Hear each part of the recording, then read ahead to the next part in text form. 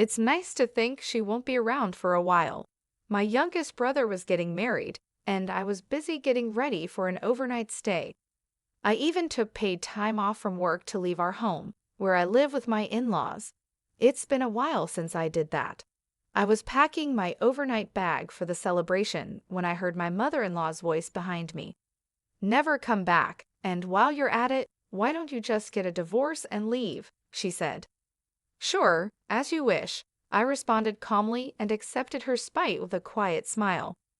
Leaving her sneering taunts behind, I stepped out of the house. Before I got too far, I said goodbye to our home. "Thank you for everything. It's been a long time."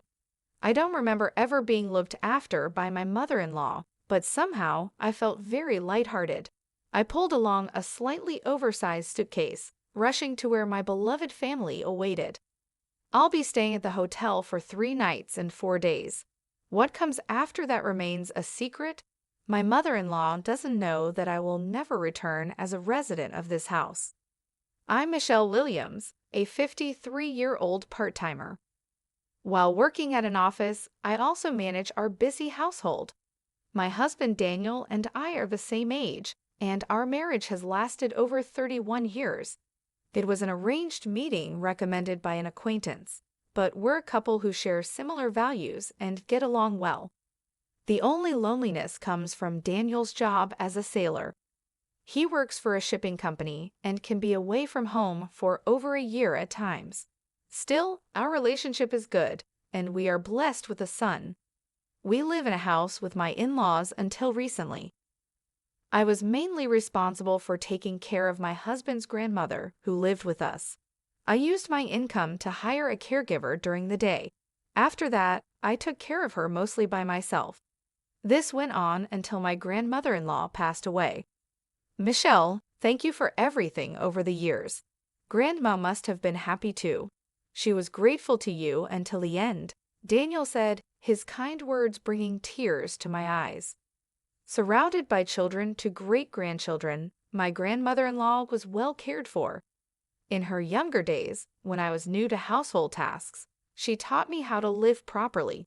She was kind and fun, though strict at times, and seemed to laugh most of the time. Thanks to her, I could keep my job from my younger days and work part-time even during caregiving. Despite caregiving being a significant burden, now that it's over, I find myself cherishing those days with nostalgia. I never imagined that the environment around me would change so drastically right after that. Daniel, due to his job on the ship, often has to be away from home for long periods. I'm proud of him for his important work in American logistics, but living with my in-laws puts me at a disadvantage.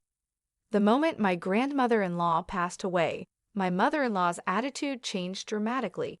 Previously, she would try to appease me with sweet talk while dumping all the caregiving responsibilities on me. But as soon as the caregiving ended, she began to disregard me. When she went out, she would deliberately exclude me from the souvenirs, and when we passed each other in the house, she would bump into me on purpose. Her overly hostile behavior was so shocking that I couldn't help but be surprised before feeling disgusted.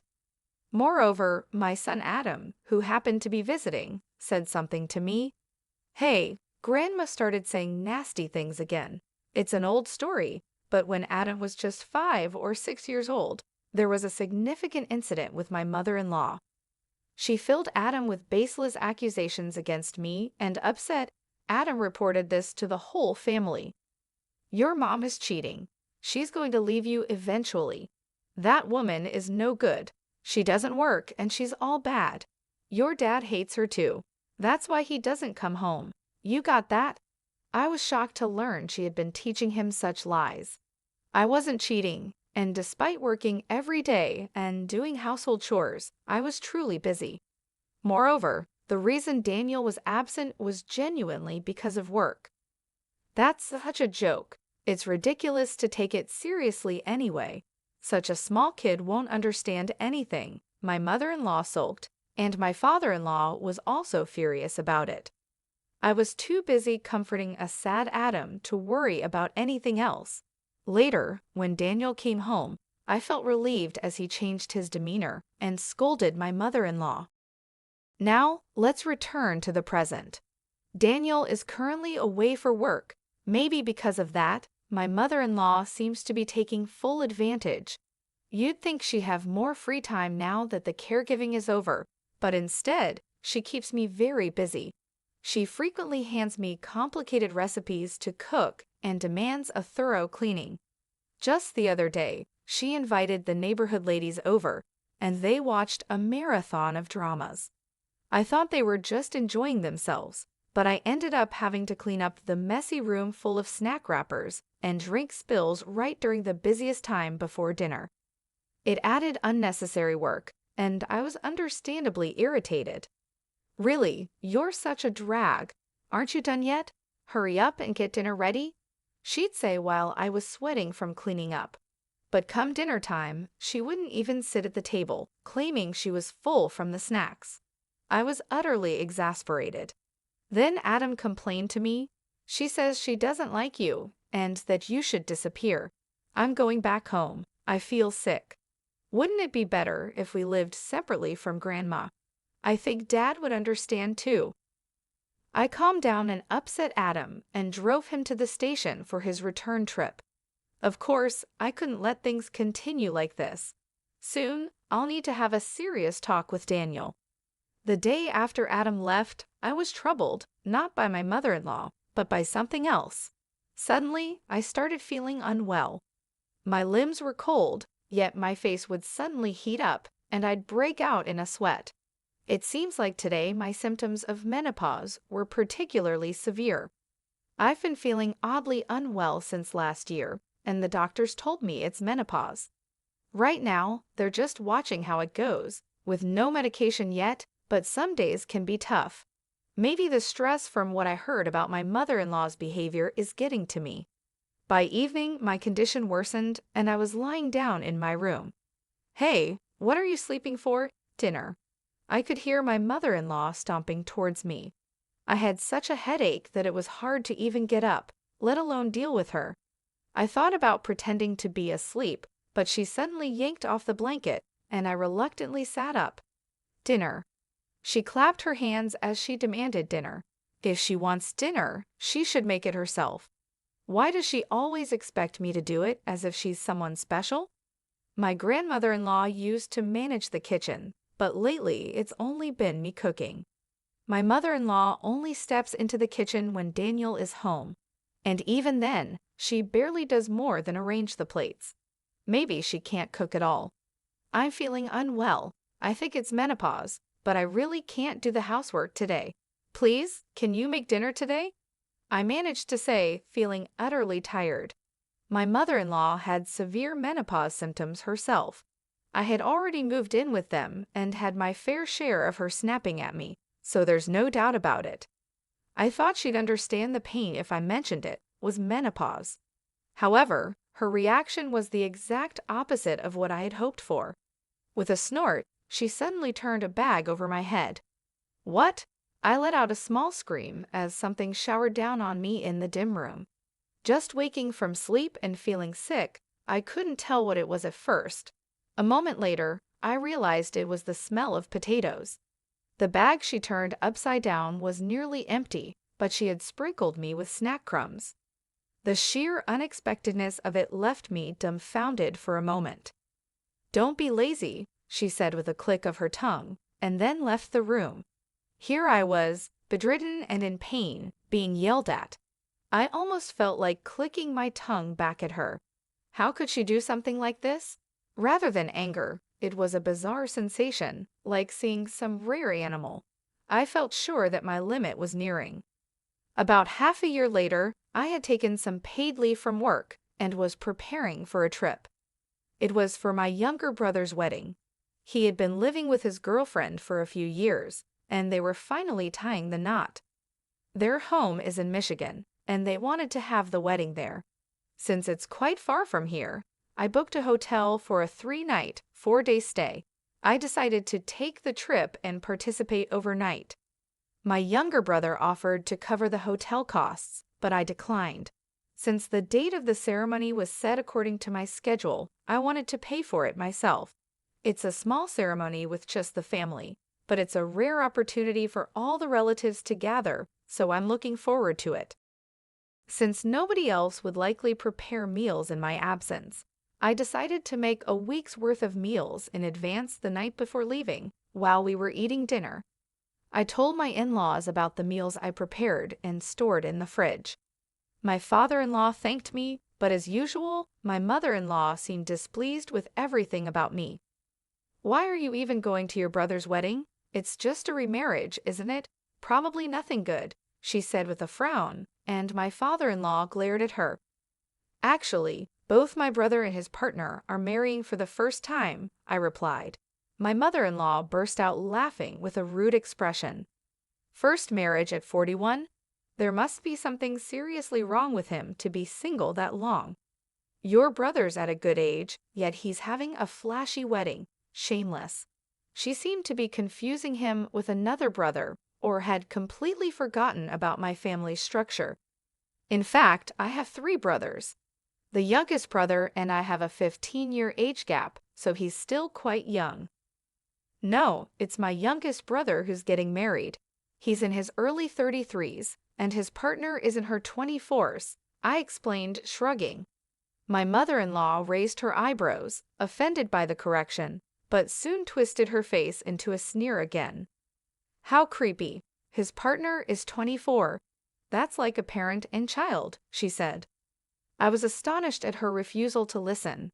This time, even my father-in-law seemed to realize the mistake, clearing his throat. I swallowed a sigh as I responded, "It's not 24, she's in her 24s. They're only 5 or 6 years apart. Doesn't that sound normal to you? I talked to her over video call the other day, and she seemed like a very sensible young lady." I ended the conversation with my in-laws and started preparing to leave. At the venue, I should see Adam and my parents as well. I packed a beautiful outfit for the ceremony into my suitcase and meticulously checked for anything I might have forgotten. From the living room, I could hear my mother-in-law loudly talking to my father-in-law. It will be refreshing to have her gone for a while. I felt the malice in her words on my back as I bit my lip. Getting angry now could provoke her to tamper with my carefully packed belongings. Better to endure until I leave the house the next morning. I pulled my slightly large suitcase and headed to the front door. "Never come back, and while you're at it, why don't you just get a divorce and leave?" Her words momentarily stopped me. As I began walking towards the entrance again, I answered cheerfully, "Yes, as you wish." My voice was calmer than I expected. Maybe I'm more relieved by this situation than I realized. I had reached my limit of endurance long ago. Actually, I had been in touch with Daniel beforehand, steadily preparing for this day. "Just stop with the nonsense and really do it soon," my mother-in-law scoffed, munching on snacks and laughing early in the morning. It's surprising how much she can eat just after waking up. I decided to walk to the station. As I left the house, before getting too far, I looked back at our familiar home and said with emotion, "I really owe this house a lot." Except for my mother-in-law, I've been grateful to this home for a long time, to my grandmother-in-law, my father-in-law, Daniel, and Adam. I even feel indebted to the roof and the walls. But I can't recall ever needing my mother-in-law's help. Somehow, I feel incredibly lighthearted. I hurried to the place where my beloved family was waiting, pulling a slightly large suitcase behind me. I plan to stay at the hotel for 3 nights and 4 days. After that, I'm set to move into a new place where I can live alone. I met up with Daniel at my brother's wedding venue. We had planned this beforehand. The reason the wedding was scheduled at this time was so Daniel could be sure to attend. "Hard day, huh? Got this for you," Daniel said with a lonely smile, pulling out divorce papers. His name hadn't been filled in yet. We were both going to sign it, mutually agreeing it would be our final joint task as a couple. "Thanks. Let's write it when we get back to the hotel. I booked a twin room. Hope that's okay. Though it's sad for my brother getting married today, this is also a new beginning for us." I hope it's okay that our signing the divorce papers happens on the same day as the wedding. I won't announce it in front of everyone today, but we'll have to make it known later that we've divorced. Of course, a double would have been fine too. Thanks for booking. Daniel and I smiled affectionately at each other. No one could possibly imagine that in a few hours we'd be signing divorce papers. I marvel at how heavy a single piece of paper can feel. Filing this means we won't be husband and wife anymore after being together for over 31 years. Just one sheet is all it takes. I'm truly sorry. Daniel apologized, but I shook my head. Being with Daniel was always genuinely happy for me. I knew when I married him that he wouldn't be home much, and there was nothing I disliked about that. It was just his mother that I could never get along with. Don't apologize. You were a wonderful husband. Let's be good friends from now on, I said with all the fondness I felt. Tearfully, Daniel took my hand. Thank you for everything, Daniel repeated, making me tear up as well. I secretly decided to attribute these tears to happiness for my brother's wedding. The next day, Daniel went back to his parents' home alone. He explained the situation to his in-laws. At first, my father-in-law was just shocked by the sudden mention of divorce, but when he understood the full story, he became furious. How dare you drive out someone who cared for my mother until the end? He shouted angrily, causing my mother-in-law to visibly panic. While I was primarily involved in caring for my grandmother-in-law, including the physically demanding tasks like bathing, my father-in-law, who had been strong since his youth, helped me towards the end. He also took care of turning our bedridden grandmother in bed. In a way, my father-in-law and I were caregiving partners. However, my mother-in-law really hadn't helped with anything. It seems my father-in-law had been silently resentful about this. You've been terrible at housework ever since you married into the family. I kept quiet because you gave birth to our son, but you used my mother's leniency as an excuse to avoid helping out. You're nothing like Michelle, who did everything. His grievances escalated. My mother-in-law tried to retort when compared to me, but my father-in-law started speaking before she could get a word in. It should have been you who left. To think we lost a hard-working daughter-in-law like that. Do you have any idea how much luxury Michelle's salary provided us? You haven't earned a single penny. Mentioning money put my mother-in-law in a weak position. She had never worked outside the home. The household expenses, including what my in-laws used, were covered by Daniel. Being a sailor, Daniel earned a good salary, and my in-laws converted all their pension into pocket money. Honestly, our family was wealthy. The costs related to the children or my grandmother-in-law's care could actually be covered by Daniel's earnings. Yet I worked because working was fulfilling for me. That's why I had no problem using my earnings for the family. I gave trips and theater tickets to my in-laws, and for birthdays, I treated them to upscale dining. Truthfully, these gifts were also investments in securing some time for myself. It's not too late, Daniel. Go apologize now and ask Michelle to marry you again, my father-in-law finally said. Realizing how precarious her position was, my mother-in-law was utterly distraught. But it was too late. She couldn't prevent the consequences of her actions from coming back to haunt her. This is the house I built. You leave. My father-in-law, finally enraged, began to drive my mother-in-law out. Understandably, she resisted vehemently, screaming and scratching at her hair in frustration. As she raised her voice in anger, she began clawing at her hair, repeating how frustrated she was. This sight was bizarre and apparently quite frightening. No, I won't leave. I won't divorce. How am I supposed to live alone at this age? In the end, she cried out in resistance, but she was no match for my physically imposing father-in-law, who dragged her out of the house. He firmly shut the door and even locked it. My mother-in-law clung to the front door, crying loudly enough that the neighbors, shocked by the commotion, called the police. Reluctantly, my father-in-law opened the door when approached by the police, but his anger did not subside for several days afterward. My mother-in-law and father-in-law lived as if they were separated within the same house. They didn't speak a word to each other and avoided even looking at each other. Whenever my father-in-law entered the same room, my mother-in-law would flee in fear. Such a life couldn't continue, and ultimately, my father-in-law called his daughter, who lived far away, to hold a family meeting. "I'm going to divorce her," he declared. But his daughter showed sympathy for my mother-in-law and opposed the idea, making the discussion difficult. Daniel then detailed the situation, confirming each instance of harassment I had endured. She had even lied to our son, trying to turn him against me.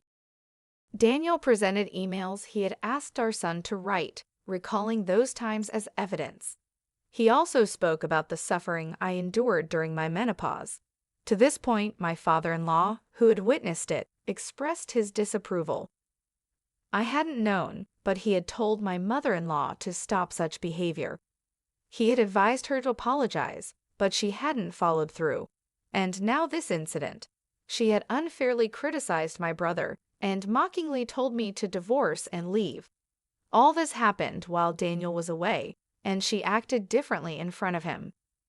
Daniel added that I had managed all the household chores and, along with the caregiver, had cared for my grandmother-in-law. In that situation, how would you feel if your husband's mother did the same to you? And if your father-in-law got angry on your behalf, whose side would you take? When Daniel posed this question, his sister fell silent. Seeing this, my mother-in-law became furiously upset. "Are you betraying me too, after all I did by giving birth to you?" Hearing this, she didn't claim to have raised them. I ironically admired her honesty. I had always asked Daniel about this. It was mostly our grandmother who took care of my sister and me. Mom was always out with neighbors. Perhaps remembering her past, his sister looked at my mother-in-law with contempt after hearing about the bullying. In the end, the only working housewives in this house were my grandmother-in-law, whom I cared for until the end, and myself. My mother-in-law was indeed the mother who had given birth to 3 children, but when it came to housework, she mostly just wanted to reap the benefits without doing much work. By reflecting on this, her habitual negligence was finally noticed by the family, completely undermining her position. Realizing her situation, my mother-in-law stopped her tirades and began to sob. In the end, it was decided not to divorce out of pity, but my father-in-law is considering separating from her. Upon hearing this, I expressed my desire to meet with my father-in-law. All these events after my departure were relayed to me by Daniel. If Dad was going to get so angry now, he should have helped Michelle from the start. But then again, what can I say when I wasn't there? Daniel sighed despondently, sipping his hot coffee. We were in our favorite cafe, a place we had liked since our younger days. Daniel ordered a coffee, and I chose a soft drink, which I hadn't had in a very long time. As I finished hearing about my mother-in-law's disgraceful behavior, I smiled softly. Don't be too hard on yourself. You were away because of your job, right? It's an important job. There are many people who rely on you. I understand that. My words of encouragement weren't false. Daniel's job is admirable, being a sailor supporting people's lives by working in maritime shipping, sometimes away for years at a time. I think that's incredible. That's why I've been putting up with it, but I'm sorry for this time. I still like and respect you, but I just couldn't bear being family with your parents anymore. I finally managed to say the words that had been stuck in my chest for so long. Daniel looked a bit sad, but nodded in understanding. He didn't blindly side with his parents just because they were his family. He understood the situation fairly, which made me incredibly happy. I couldn't help but smile broadly, and Daniel looked at me as if dazzled. I only heard about what Daniel was feeling at that moment much later. He said he thought, "Oh, she's beautiful." Your smile was more radiant than ever before. To me at that moment, Daniel also seemed sweeter than ever before. Now, back to the story. The day after I met Daniel at the cafe, I met with his father with Daniel's cooperation. It was time for the final act of my revenge. When Daniel's father arrived at the cafe, He was dressed a bit more stylishly than usual since he was going out. After some small talk about the weather, I quickly brought up the main topic. I heard from Daniel that you're considering separating from your wife.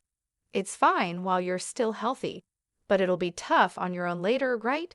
Especially after all the commotion. If you really do decide to separate, I'm willing to help with caring for you in your later years. His father clearly looked pleased by this. Daniel's sister lived far away, and his son Daniel could be away for long periods at sea. He had never been one to do much around the house like cooking, cleaning, or laundry. He would surely appreciate my help, having taken care of his mother until the end. Of course, I'll separate from her. No, wait, maybe it's better to divorce, he said, furrowing his brow and crossing his arms. I was hoping that my almost certainly ousted mother-in-law would go from almost to definitely ousted, but it seemed the situation was developing even more unfavorably for her. If I suddenly dropped dead, she'd probably make a big fuss, wouldn't she? Better to divorce her properly before that. That's definitely better, he continued. Daniel looked as if he wanted to say, "Here we go again," as his father began speaking more decisively. His father has a tendency to act swiftly once he's made up his mind. Sometimes he even goes a bit too far, but that's just his nature. Knowing this, I felt a sense of satisfaction as the situation unfolded. I nodded in agreement with a grin. You really do think things through. I'm impressed by your foresight, I said, knowing how to handle him after living with him for so many years. Pushing him a little like this would likely lead him to actually do it. Daniel chuckled, sensing my intentions but chose not to stop me. He was probably more angered by my mother-in-law's behavior than I was. His father, energized, stood up to go get the divorce papers right then. Out of kindness, I decided to introduce the lawyer Daniel, and I consulted for our divorce to help my father-in-law. From that day on, my father-in-law began actively pursuing the divorce. It was clear that my mother-in-law was destined for a lonely life. 2 weeks later, I returned to what was once my familiar home, now just my former in-laws' house, to collect the belongings I hadn't been able to take with me before. I had taken all the valuables, but it was impossible to take everything: clothes, books, photos filled with memories, drawings by my son when he was little, and bedding and furniture I bought with my own salary. Over the years, I had accumulated many personal items in that house. This visit turned out to be the last time I would see my mother-in-law. By then, her divorce had been decided, and she was visibly panicking. As I went to collect my belongings, she began to kneel before me, her face pale as she started apologizing. "Michelle, please forgive me. I beg you, it was all just a joke. Please come back and convince your husband." I completely ignored her and continued packing. After continuing to grovel, my mother-in-law stood up abruptly. It seemed she was upset at being ignored. She began to hurl vile insults at me again, reverting to her old ways. "This woman, how dare you when I'm being so humble? You've been nothing but trouble since you married into this family. Just leave and die alone miserably," she shouted, adding more simpler yet unrepeatable insults. I continued to ignore her and packed the items into a cardboard box. Suddenly, she screamed and lunged at the box. Taken aback, I dodged, and she ended up overturning the box that contained neatly folded clothes. The clothes were scattered all over the floor. She then began stomping on and kicking the clothes like throwing a tantrum. "Enough already," Daniel shouted and glared at her, standing tall. His mother, usually hearing only compliance from her obedient son, froze as if it were the end of the world. I held back Daniel with one hand and turned an emotionless face towards my mother-in-law. "I am no longer your daughter-in-law. You are no longer my mother-in-law. Our relationship is completely over. Thank you for nothing. I was helped by your mother and father-in-law and your husband." I swiftly stepped around the scattered clothes without bothering to fold them again. I just stuffed them into the box and lifted it up. "Don't touch my things, stranger. Goodbye." I tossed those final words at the disheveled mother-in-law and quickly left the room. I had no desire to share space with that woman any longer. I called Daniel to take care of the rest of the belongings. I got into the car driven by my brother and waited as he prepared to leave. I could still hear my mother-in-law shrieking from inside the house, but listening to her was a waste of time. After we left, I heard she continued to beat her own head and wailed terribly. As far as I was concerned, there was never a chance for reconciliation, but it seemed she deeply regretted cutting off her last hope. But her regrets were too late to matter to anyone. About a month later, my mother-in-law was finally evicted from the house and began living alone in a modest place.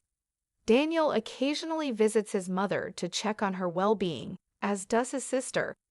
I've heard that my mother-in-law now lives in her old clothes, substituting them for pajamas, and doesn't even bother to take a shower regularly.